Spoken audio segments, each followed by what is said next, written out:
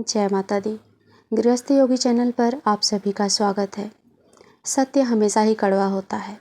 जब हम किसी व्यक्ति को सत्य बताते हैं या उसे बताने की कोशिश करते हैं तो सबसे पहले वो उसे स्वीकार नहीं करेगा। उसी तरह से सिद्ध कुंजिका सूत्र, हर कोई सिद्ध कुंजिका के सत्य को जानना नहीं चाहता, क्योंकि आज के समय में साधना का स्वरूप पूरी तरह से बदल चुका है। साधक ऐसी साधनाओं की खोज में रहते हैं जो तुरंत परिणाम दे। वो कोई नियम संयम विधि विधान करना नहीं चाहते, पर हर पाठ का, हर मंत्र का पूरा फल लेने की कोशिश करते हैं।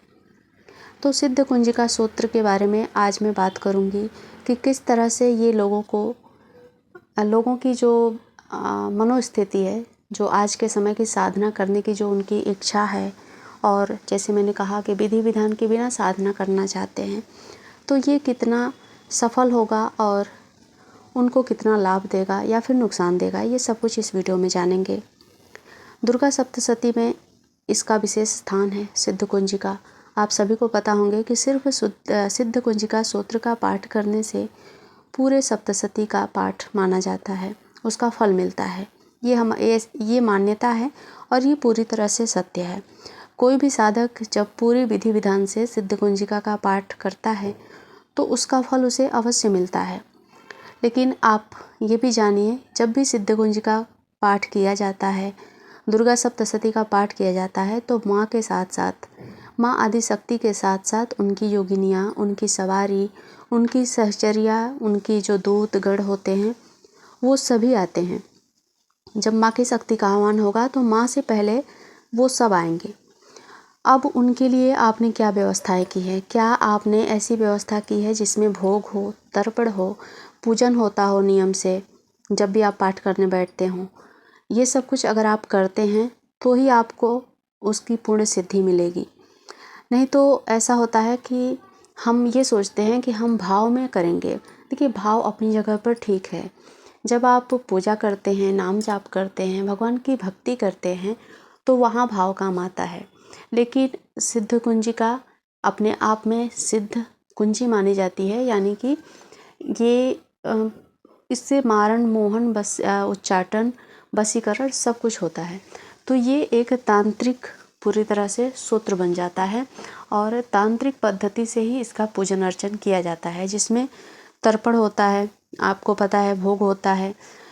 उसके लिए आपको मुद्राएं आनी चाहिए। आप किस तरह से, आप पहले तो गुरु दीक्षा लेते हैं, फिर आप इसको गुप्त रखकर, जिस तरह से अपने शरीर को गुप्त रखा जाता है, अपने अंगों को गुप्त रखा जाता है, उसी तरह से गुप्त रखकर इसकी साधना की जाती है।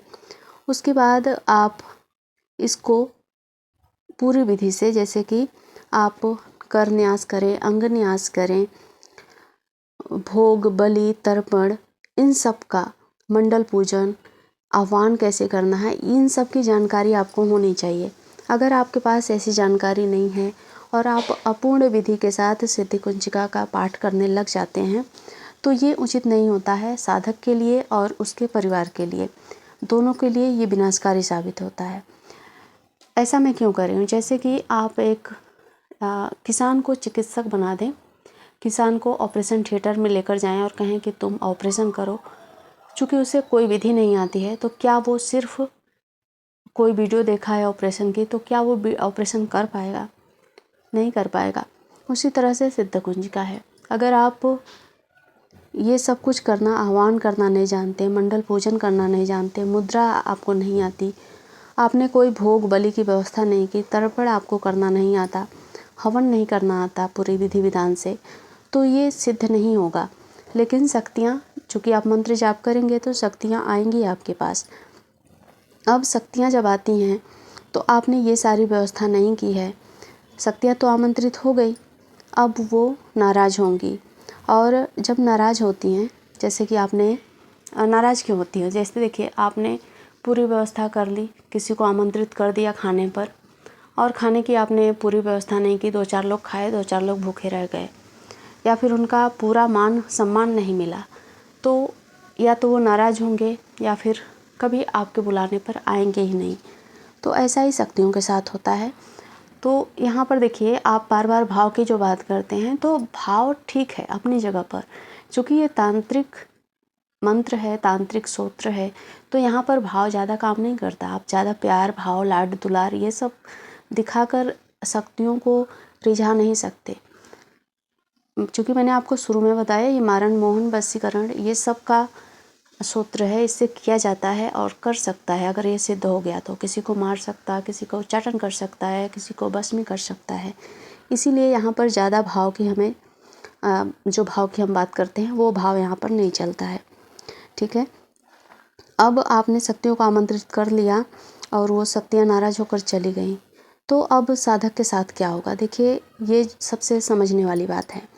यहाँ पर देखिए, शुरू में जब आप मंत्र जाप करते हैं, सूत्र पढ़ते हैं, दिया जलाते हैं, कुछ विधि विधान जो भी आपको आधा अधूरा आता है वो करते हैं।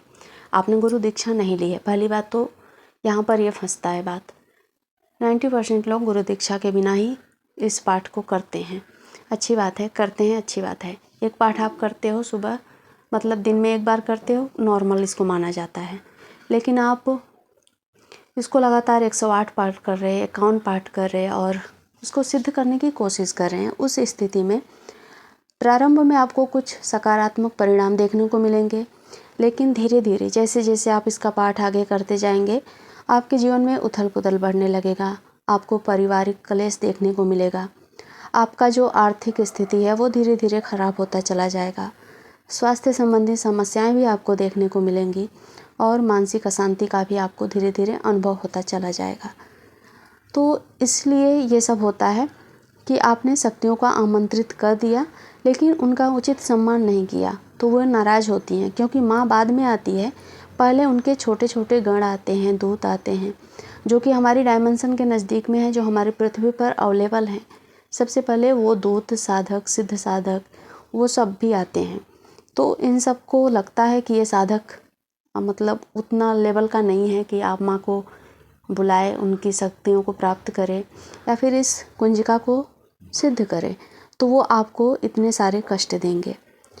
अगर आप वास्तव में सिद्ध कुंजिका सूत्र की साधना करना चाहते हैं, उनको सिद्ध करना चाहते हैं, तो इन नियमों का आप ज़रूर पालन करिएगा। पहली बात, आप अधिकारी बनिएगा। अगर कोई व्यक्ति अधिकारी नहीं है तो वो सिद्ध कुंजिका कितना भी पाठ कर ले, सिद्ध नहीं होता है। पहले आप ये जानिए कि आप अधिकारी हैं या नहीं हैं, आपके इष्ट प्रबल हैं या नहीं हैं।